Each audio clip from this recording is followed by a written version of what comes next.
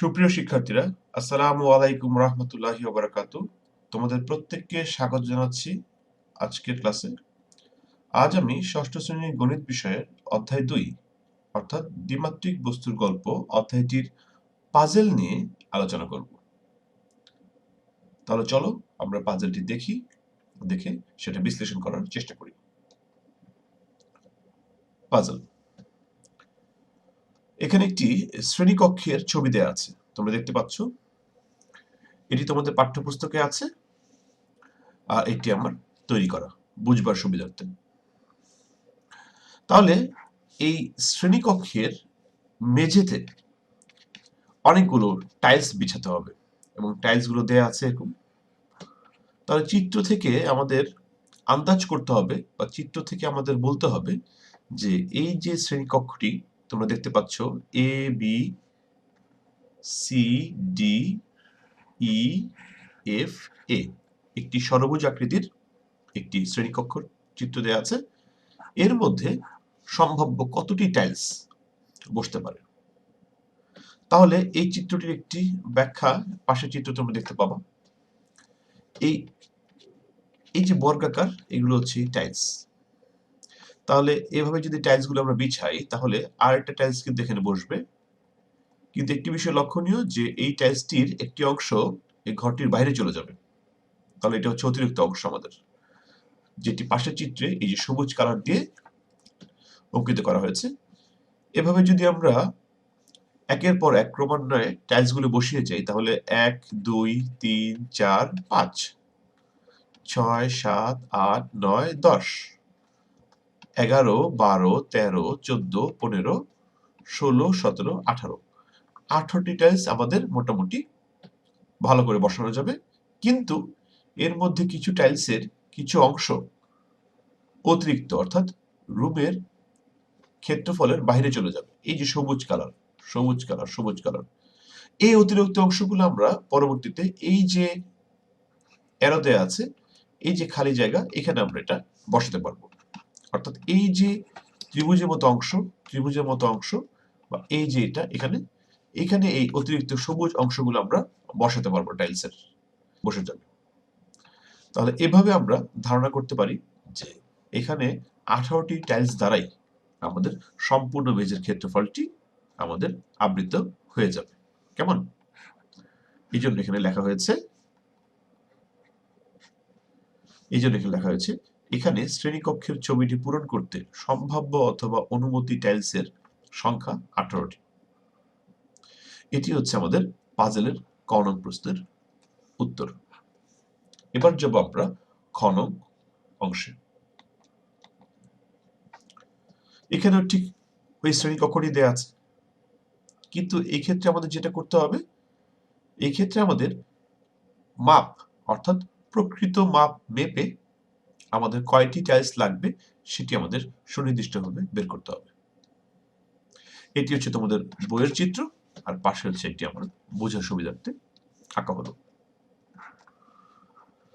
এখানে A B C D E F শ্রেণীকক্ষের ক্ষেত্রফল, এই যে A B C D E F, এই যে এই শ্রেণীকক্ষের ক্ষেত্রফল, এটা কি হবে? এটা হচ্ছে এ বি সি এফ ট্রাপিজিয়াম ক্ষেত্রের ক্ষেত্রফল যোগ এফ সি ডি আয়তক্ষেত্রের ক্ষেত্রফল। একটি ষড়ভুজ তোমরা লক্ষ্য করলে দিতে পাবা, এর ৬টি বাহু আছে এবং ৬টি কোণ আছে। তাহলে এই ষড়ভুজকে যদি আমরা দুইটা ভাগে ভাগ করি, এই অংশটি হচ্ছে ট্রাপিজিয়াম আর এই অংশটি হচ্ছে আয়তক্ষেত্র। ট্রাপিজিয়াম কি? ট্রাপিজিয়াম একটি চতুর্ভুজ যার এক জোড়া বিপরীত বাহু সমান্তরাল থাকে, অর্থাৎ এক জোড়া বিপরীত সমান্তরাল বাহু থাকে, তাদেরকে আমরা বলবো ট্রাপিজিয়াম। তাহলে এখানে সমান্তরাল বাহু কোণগুলো এ বি এবং এফ সি। তাহলে সেই আলোকে আমরা এই যে এ বি সি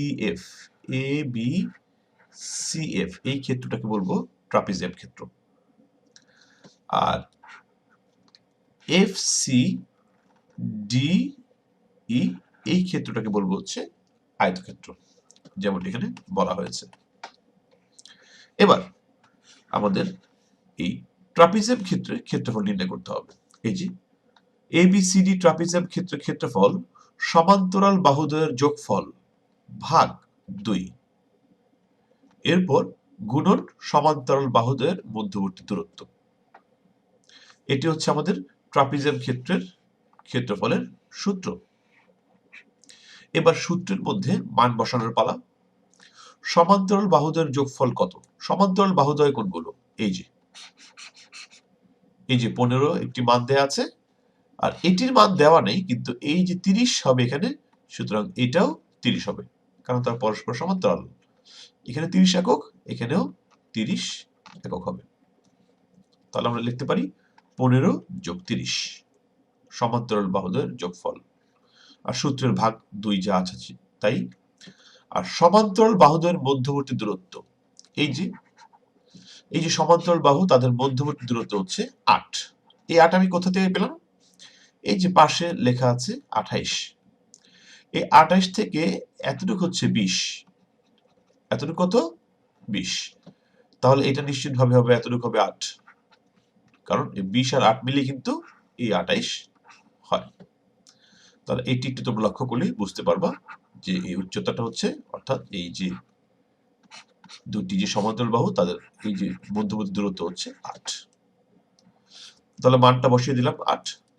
এরপরে লঘিষ্ঠ আকারে প্রকাশ করা, এই 2 দ্বারা এই 8 কে কাটলে হয় 4, অর্থাৎ ভাগ দিলে হয় 4। আর 15 আর 30 যোগ করলে হয় 45, 45 কে 4 দ্বারা গুণ করলে 180 বর্গ একক। অর্থাৎ এই যে ট্রাপিজিয়াম ক্ষেত্রটি, এর ক্ষেত্রফল হচ্ছে 180 বর্গ একক।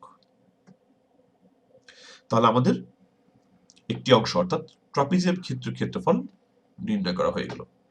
এবার আয়তক্ষেত্র ক্ষেত্রফল নির্ণয়ের পালা। চলো, এফসিডি আয়তক্ষেত্রের ক্ষেত্রফল দৈর্ঘ্য গুণন প্রস্থ বর্গ একক। তাহলে এফসিডি কোনটা? এই যেটা। তাহলে এর ক্ষেত্রফল কত হবে? দৈর্ঘ্য গুণন প্রস্থ। দৈর্ঘ্য নিশ্চিতভাবে 30, প্রস্থ 20। তাহলে 30 এবং 20 এর গুণফল 600 বর্গ একক। অর্থাৎ এই যে আয়তক্ষেত্র, এর ক্ষেত্রফল হচ্ছে 600 বর্গ একক। এবার ট্রাপিজিয়াম এবং আয়তক্ষেত্র এই দুটির ক্ষেত্রফল যোগ করার পালা। ট্রাপিজিয়াম ক্ষেত্রফল পেয়েছিলাম 180, আয়তক্ষেত্রের ক্ষেত্রফল 600। তাহলে 180 এবং 600 মিলে 780 বর্গ একক। এটি কি? এটি সম্পূর্ণ শ্রেণীকক্ষের প্রকৃত ক্ষেত্রফল।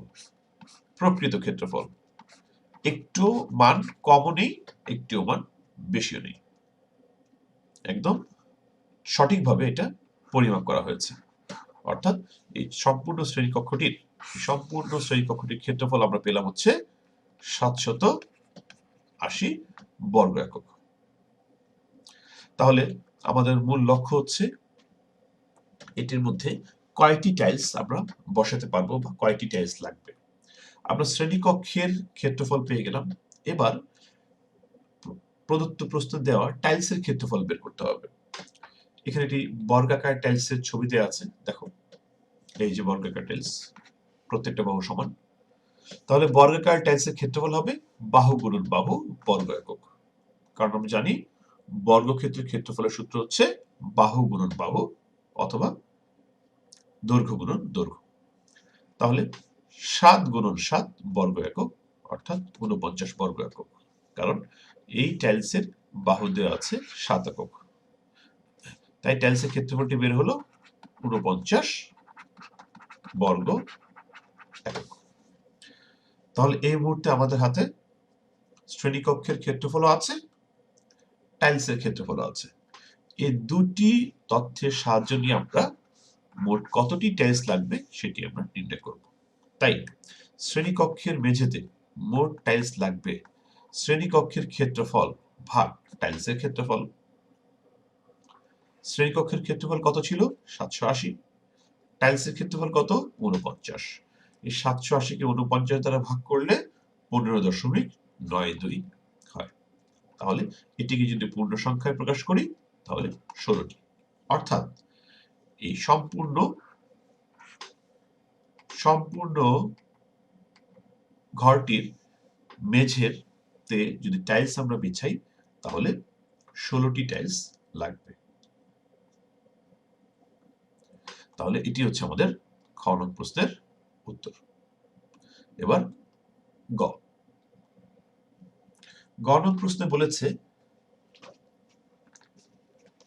ক এবং খ থেকে প্রাপ্ত ফলাফলের মধ্যে পার্থক্য থাকলে তার যৌক্তিকতা ব্যাখ্যা করো। কতে আমরা একটি উত্তর পেয়েছি, খতে আমরা আরেকটি উত্তর পেয়েছি। কেন পেয়েছি? ক ও খ হতে প্রাপ্ত ফলাফলের মধ্যে 2টি টাইলসের পার্থক্য দেখা যাচ্ছে। অর্থাৎ ক নং-এ আমরা পেয়েছিলাম, ক নং চিত্রে পেয়েছিলাম টাইলসের সংখ্যা 18টি,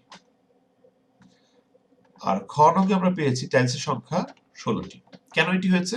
কারণ একটি চিত্রে টাইলসের সংখ্যা নির্ধারণ করা হয়েছে আপাত ক্ষেত্রফল পরিমাপ করে, অর্থাৎ ধারণা করে, অর্থাৎ গুণে গুণে। আর অপর চিত্রে টাইলসের সংখ্যা নির্ধারণ করা হয়েছে প্রকৃত ক্ষেত্রফল পরিমাপ করে। পরবর্তী চিত্রে আমরা সঠিকভাবে ক্ষেত্রফল পরিমাপ করে সঠিকভাবে আমরা টাইলসের ক্ষেত্রফল এবং ঘরের শ্রেণীকক্ষের ক্ষেত্রফল পরিমাপ করে আমরা টাইলসের সংখ্যা নির্ধারণ করেছি। তাহলে এটি হচ্ছে আপাত সংখ্যা আর এটি হচ্ছে প্রকৃত সংখ্যা। কিসের? টাইলসের। তাহলে শিক্ষার্থী বন্ধুরা, আশা করি তোমরা এই পাজলটি বুঝতে পেরেছ। সাথে থাকার জন্য ধন্যবাদ সবাইকে।